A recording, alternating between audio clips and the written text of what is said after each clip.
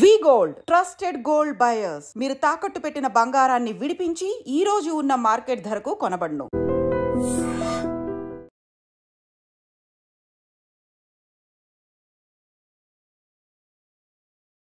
మేడ్చల్ జిల్లాలో అత్యంత దారుణంగా ఒక హత్య అయితే జరిగింది. ఈమె పేరు వచ్చేసి లక్ష్మి, 50 సంవత్సరాలు ఉంటుంది.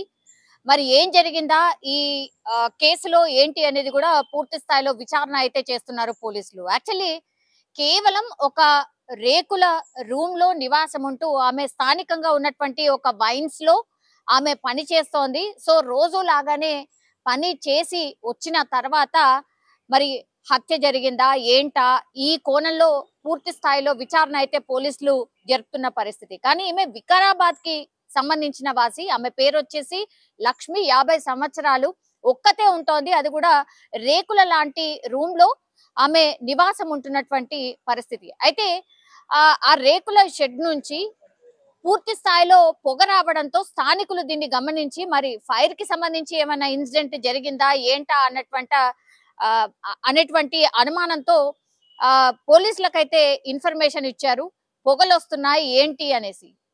వెంటనే అంటే పోలీసులు అక్కడికి చేరుకున్న తర్వాత ఒక మృతదేహం, పూర్తి స్థాయిలో సగం కాలిపోయిన మృతదేహాన్ని అయితే స్పాట్ కు వచ్చినటువంటి పోలీసులు గుర్తించినటువంటి పరిస్థితి అయితే కనిపించింది.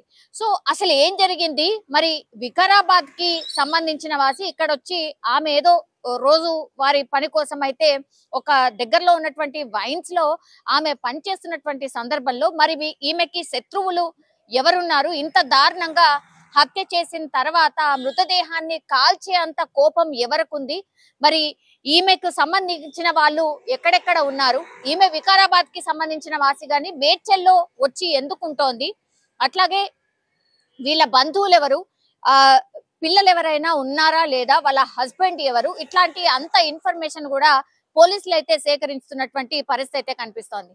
కానీ ఒక్కసారిగా ఒక ఆమెని చంపేయడం, ఆ తర్వాత మృతదేహాన్ని కాల్చేయడం, అంటే అక్కడ ఉన్నటువంటి క్లూస్ ఆధారంగా అయితే పోలీసులు పూర్తి స్థాయిలో ఇన్వెస్టిగేషన్ చేస్తున్నారు. ఎందుకని హత్య చేసిన తర్వాత కాల్చే ప్రయత్నం ఎందుకు చేశారు, ఇది ఎవరు చేశారు ఏంటి అనేది. అండ్ దగ్గరలో చుట్టుపక్కల ఉన్నటువంటి సీసీ కెమెరాస్ అన్నిటినీ కూడా కలెక్ట్ చేసి ఎవరు వచ్చారు, ఎవరు వెళ్ళారు ఏంటి అనేది, అట్లాగే నిన్న ఆమె పనికి వెళ్ళి వచ్చిన తర్వాత ఎవరైనా వచ్చారా లోపలికి, అండ్ ఇంకా ఆ చుట్టుపక్కల పరిసరాల్లో అనుమానాస్పదంగా తిరిగిన వాళ్ళు ఎవరైనా ఉన్నారా, ఈమె మీద ఖచ్చితంగా ఈమె ఎప్పుడు వెళ్తుంది ఎప్పుడు వస్తుంది ఇదంతా కూడా రెక్కి నిర్వహించిన తర్వాతనే మర్డర్ చేసి ఉంటారు అని పోలీసులు అయితే అంటే భావిస్తున్నటువంటి పరిస్థితి. ప్రాథమికంగా అయితే పోలీసులు కేసుని టేకప్ చేయడమే కాకుండా దర్యాప్తు కూడా ముమ్మరం చేశారు. సీసీ ఫుటేజ్ ని పూర్తి స్థాయిలో కలెక్ట్ చేసి అన్ని కోణాల్లో కూడా కేసును అయితే విచారణ చేస్తున్నారు. అట్లాగే వాళ్ళ సంబంధికులను కూడా ఎవరు ఏంటి ఎక్కడ ఎందుకు వచ్చింది ఇవన్నిటి ఇన్ఫర్మేషన్ కూడా తీసుకుంటున్నారు. వాళ్ళు కూడా వికారాబాద్ లో ఉన్నటువంటి వాళ్ళు కాబట్టి వాళ్ళు వచ్చిన తర్వాత పూర్తి స్థాయిలో సమాచారం అయితే తెలుస్తుంది అని మేడ్చల్ కి సంబంధించిన పోలీసులు చెప్తున్న సిచ్యువేషన్ అయితే కనిపిస్తోంది. కానీ నివాస ప్రాంతాల మధ్యలో పాపం కూలీ పని చేసుకుంటున్నటువంటి మహిళ మీద ఇంత కక్షగా చంపింది ఎవరు, అట్లాగే మృతదేహాన్ని కాల్చే ప్రయత్నం ఎవరు చేశారు అనేది కూడా సీరియస్ గా పోలీసులు అయితే ఇన్వెస్టిగేషన్ చేస్తున్నారు. నిజంగా ప్రస్తుతం ఉన్నటువంటి సమాజం దేనికి ప్రయారిటీ ఇస్తుంది? ఆర్థిక సంబంధాల చుట్టూ మాత్రమే తిరుగుతుంది. మళ్ళీ ఎన్నికలంగానే చాలా విరక్తి కలుగుతాం.